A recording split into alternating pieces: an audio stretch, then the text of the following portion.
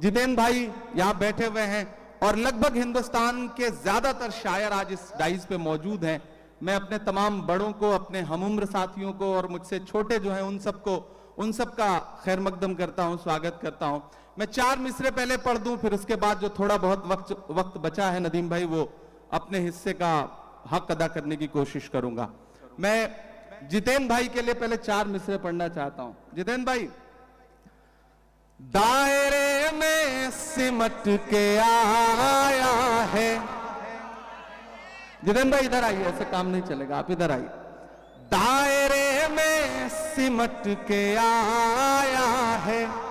उस दौरान मुझे लगा था कि मैं कैंपेन में आ जाऊंगा, लेकिन अनफॉर्चुनेटली उस समय इतना ज्यादा प्रोग्राम थे, लेकिन मैं वहां दुआ कर रहा था। और जिस दिन रिजल्ट आया, मेरी नजरें सबसे पहले इस सीट पर थी और अल्हम्दुलिल्लाह इतनी बड़ी जीत मुंब्रा की आवाम ने आपको दी है, तो मुंब्रा की आवाम का भी शुक्रिया। मैं पहले 4 मिसरे पढ़ दूं, फिर शायरी सुनाऊंगा आपको कि दायरे में सिमट के आया है, हर रवायत से हट के आया है। आंधियों को जरा खबर कर दो, आंधियों को जरा खबर कर दो, शेर वापस पलट के आया है, शेर वापस पलट के आया है। बहुत शुक्रिया, बहुत मोहब्बतें। ये हक था जो मैं इलेक्शन कैंपेन में नहीं आया था तो मुझे अदा करना था, मैंने वो पूरा कर दिया। अब कोशिश करता हूं 10-15 मिनट आपके सामने रह लूं और आपको कुछ शायरी सुना सकूं। एक नज़्म सुनाता हूं, बहुत खूबसूरत मुशायरा है। मुबारकबाद आप सारे लोगों को कि जख्म पे जख्म खा के निकले हैं। क्या कहना, वाह वाह वाह। हाँ मगर मुस्कुरा के निकले हैं। एक दिन पार्लियामेंट में हम सारे लोग आवाज उठा रहे थे नदीम भाई, जी भाई, एक मुद्दे पर। एक साथ पार्लियामेंट की हिस्ट्री में 146 मेंबर ऑफ पार्लियामेंट सस्पेंड किए गए क्योंकि हम मुद्दों पर आवाज उठा रहे थे। लोकसभा और राज्यसभा के 146 सांसद। तो जब मैं बाहर निकला तो पार्लियामेंट के बाहर मीडिया के साथी खड़े थे, उन्होंने कहा हो गए सस्पेंड, आ गया मजा। तो हमने उनसे कहा कि अगर आज सस्पेंड ना हुए होते तो हमें ऐसा लगता कि हमारा नाम बुज़दिलों में लिखा जा रहा है। आज सस्पेंड होके आ रहे हैं तो लग रहा है कि हम बहादुरों में शामिल हैं, हमें जो करने के लिए यहां भेजा गया है वो कर रहे हैं। तो बोले आप शायर हैं, शायरी की जबान में बताइए। मैंने वही एक नज्म कही, मैं सुनाता हूं, फिर 1-2 नज्मों की फरमाइश है वो सुना दूंगा कि जख्म पे जख्म खा के निकले हैं, हाँ मगर मुस्कुरा के निकले हैं। सर झुकाने का हुक्म जब आया,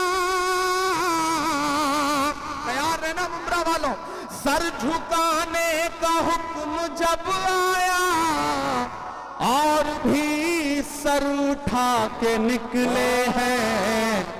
नारे हक लगा के निकले हैं, नारे हक लगा के निकले हैं कि हर सितम का जवाब आएगा, हर सितम का जवाब आएगा, देखना इंकलाब आएगा।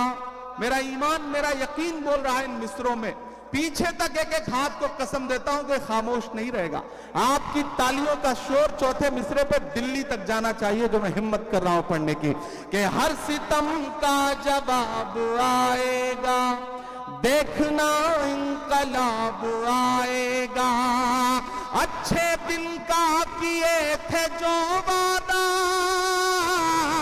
तैयार रहना, अच्छे दिन का किए थे जो वादा, उनका दिन भी खराब आएगा, उनका दिन भी खराब आएगा। झूठ के हाकिमों के चेहरे पर आईना हम दिखा के निकले हैं, नारे हक लगा के निकले हैं, नारे हक लगा के निकले हैं। जितेंद्र भाई, जब इलेक्शन चल रहे थे तो मैं सोच रहा था कि इस बार जब 26 जनवरी का मुशायरा होगा तो हुकूमत बनेगी और जितेंद्र भाई एक पावरफुल कैबिनेट मिनिस्टर बनकर के हुकूमत का हिस्सा होंगे। लेकिन रिजल्ट हम सबके मन के मुताबिक नहीं रहा। आप सबके मन में भी बेचैनी है। मैं 4 मिसरे पढ़ देता हूं, फिर उसके बाद एक नज्म सुनाऊंगा फलस्तीन की, जिसके लिए मुझे साथियों का हुक्म है। मैं 4 मिसरे पहले पढ़ता हूं। वो कहते हैं सियासत की जमीनों ने हराया है, वो कहते हैं सियासत की जमीनों ने हराया है। पता है सांप वाली आस्तीनों ने हराया है, पता है सांप वाली आस्तीनों ने हराया है। भला किस तरह खुद को मान लूं हारा हुआ यारो, हमें मालूम है हमको मशीनों ने हराया है, हमें मालूम है हमको मशीनों ने हराया है।